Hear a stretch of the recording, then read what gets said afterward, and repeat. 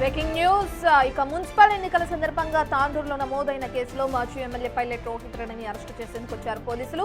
తాండూరు, వికారాబాద్ నుంచి 50 మంది వరకు పోలీసులు హైదరాబాద్లోని మణికొండ నివాసం వద్ద రావడంతో అటు పరిస్థితి ఉద్రిక్తంగా మారింది. అయితే ఈ నేపథ్యంలో మాజీ ఎమ్మెల్యే ఇంటి ఆవరణలో పోలీసులు అనుచరుల మధ్య వాగ్వాదం చోటు చేసుకుంది.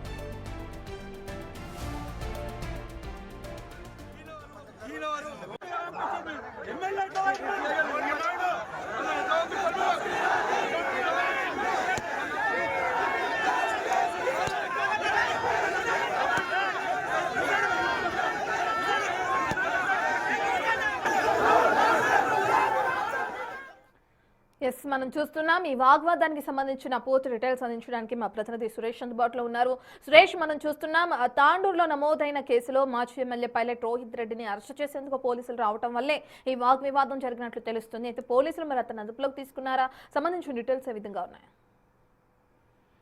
మున్సిపల్ ఎన్నికల కౌంటింగ్ సందర్భంగా మాజీ ఎమ్మెల్యే బీఆర్ఎస్ పార్టీకి చెందిన పైలట్ రోహిత్ రెడ్డి ఏదైతే కౌంటింగ్ సెంటర్ వద్ద లోపలికి వెళ్లి హంగామా సృష్టించే ప్రయత్నం చేశాడని చెప్పేసి కూడా పోలీసులు కేసు నమోదు చేసి దర్యాప్తు చేశారు. అందులో భాగంగా ఆయన నివాసానికి ఈ రోజు సాయంత్రం 6:30 గంటలకి పోలీసులు వచ్చి ఆయనకు నోటీసులు ఇచ్చేందుకు వచ్చినప్పటికీ ఆయన ఇంట్లో లేడని చెప్పేసి లోపలికి పోలీసులను వెళ్ళనీయకపోవడంతో అక్కడ కొద్దిసేపు పోలీసులకు పైలట్ రోహిత్ రెడ్డి అనుచరులకు వాగ్వాదం చోటు చేసుకుంది.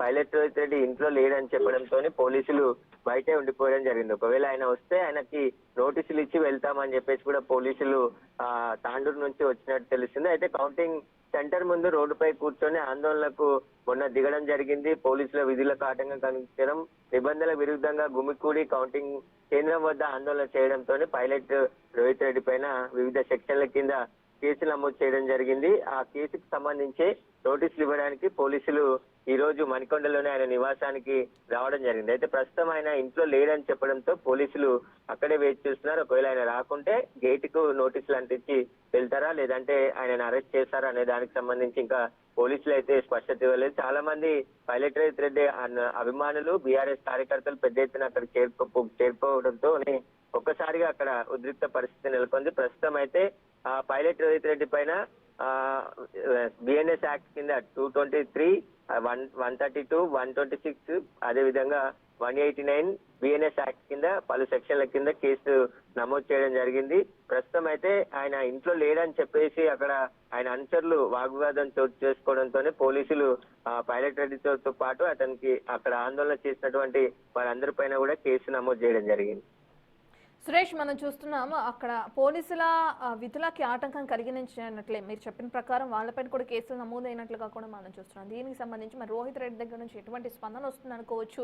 ఆయన అందుబాటులో లేరు అనే వాసన కూడా మనం వింటూనే ఉన్నాం. మరి కుటుంబ సభ్యులు కానీ ఇతరత్ర పార్టీ సభ్యులు కానీ ఎవరైనా స్పందించడం జరిగిందా?